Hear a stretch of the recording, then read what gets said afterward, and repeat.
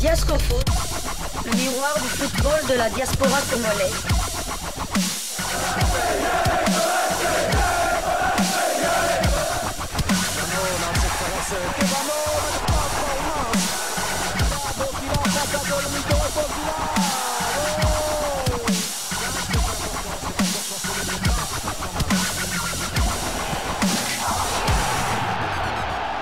Diascofoot, le miroir du football de la diaspora congolaise.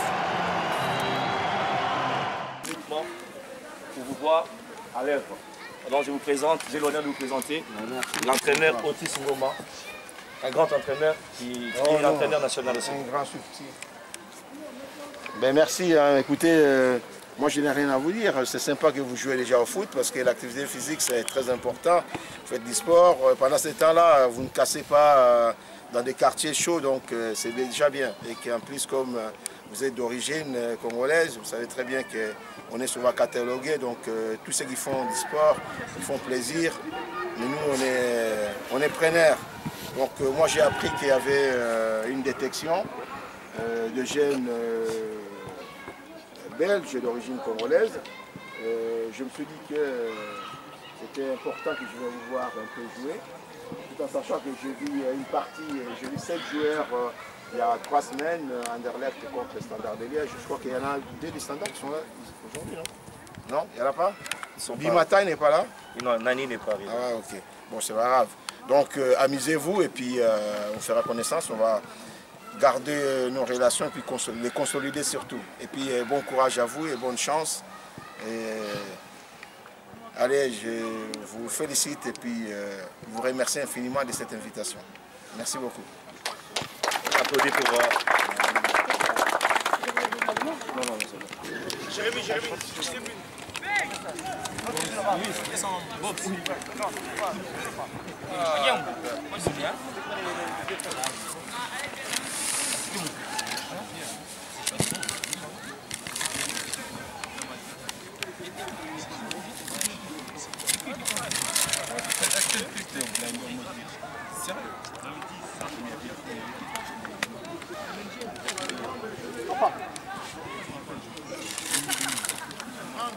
Vraiment, on a aussi besoin de vous. On est ensemble, hein, donc on va organiser, on va participer à un tournoi international. Non, rapidement, donc déjà, je remercie vos dirigeants, vos staffs, que ce soit M. Loponda, Jean-Louis et puis Franklin, déjà de m'avoir invité, de m'avoir permis, coach, de m'avoir permis de venir vous voir.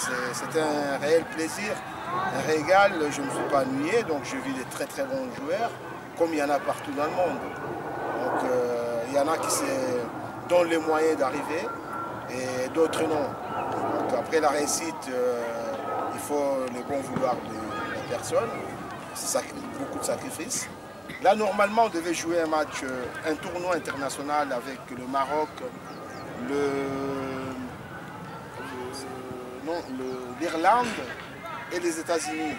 Donc au mois d'avril, 17 au 13 avril à Plouffongrand en Bretagne, donc près de Guingamp. Mais ça qui cause problème, c'est un problème des dates. Ce n'est pas les dates FIFA. Il y a beaucoup de garçons qui vont passer le diplôme d'État et les bacs, tout ça.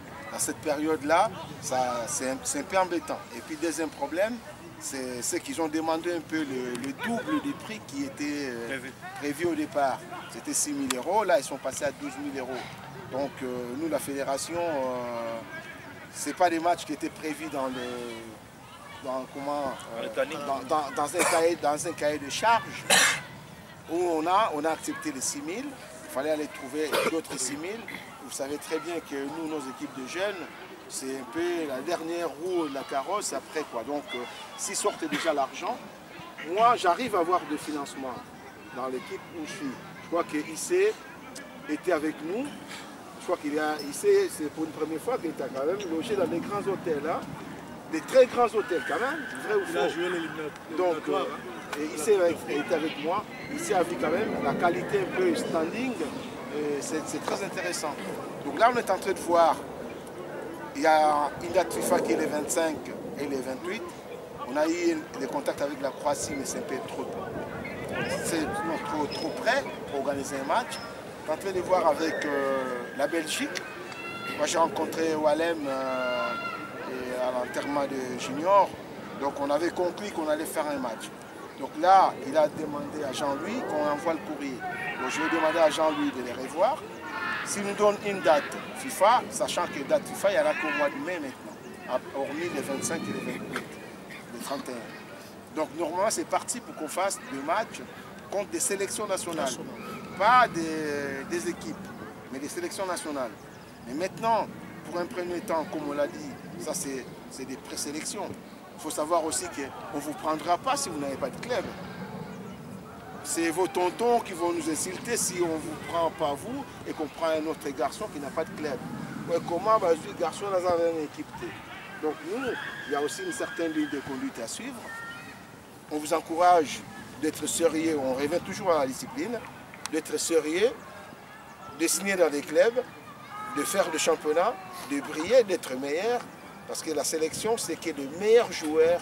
Et vous, il y a des milliers de jeunes Congolais maintenant en Europe qui viennent jouer pour l'équipe nationale depuis la 3e place qu'on a gagnée avec la Guinée équatoriale. Mais sachez que avec le Congo, la seule politique qui peut marcher aujourd'hui, c'est la sélection de jeunes. Donc vous, tout ce qu'on fait là aujourd'hui, c'est des choses qui peuvent ou ne plus marcher. Parce que ce n'est pas la première fois qu'on a été 3e. On y a été déjà en 98, mais c'est ça. Et combien de temps après? Parce qu'il n'y avait pas une politique de suivi, d'accompagnement des jeunes derrière. Donc là, je crois que le président de la fédération est très conscient. Il m'a demandé de lui donner un projet rapidement, c'est ce que je suis en train de faire d'ailleurs. Donc je vais lui donner ça, afin que dans chaque pays, que ce soit la France, la Belgique, où on a une forte communauté, qu'on puisse avoir des présélections, comme c'était des régions, quoi, des provinces, qu'on puisse avoir des présélections, des catégories 17, 19, 20 et 23. Donc voilà un peu les projets. Donc en Belgique, il y aura une sélection. Et moi, si je vais les garçons pour préparer la Coupe du Monde de 2017 qui va se faire en Corée du Sud et la CAN 2017 qui aura lieu en Zambie, et je viendrai voir le meilleur de 96, de 97, de chez vous, 98.